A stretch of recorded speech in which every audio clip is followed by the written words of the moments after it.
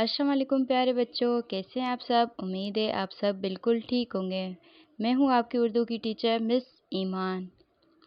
بنیادی رنگ لال کا تعارف۔ آج ہم دیکھیں گے ہمارے پاس لال رنگ کی کون کون سی چیزیں ہیں۔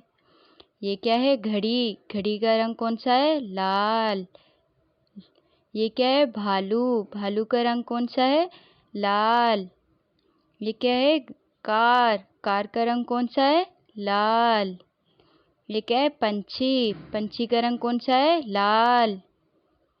یہ کیا ہے؟ بال۔ بال کا رنگ کون سا ہے؟ لال۔ یہ کیا ہے؟ پھول۔ پھول کا رنگ کون سا ہے؟ لال۔ یہ کیا ہے؟ ٹماٹر۔ ٹماٹر کا رنگ کون سا ہے؟ لال۔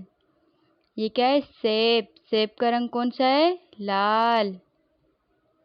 یہ کیا ہے؟ شرٹ۔ یہ شرٹ کا رنگ کون سا ہے؟ لال۔ یہ کیا ہے؟ پینسل۔ پینسل کا رنگ کون سا ہے؟ لال۔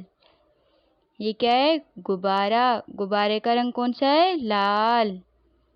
یہ کیا ہے؟ اسٹرابری۔ اسٹرابری کا رنگ کون سا ہے؟ لال۔ ویڈیو دیکھنے کے لیے شکریہ۔ خدا حافظ۔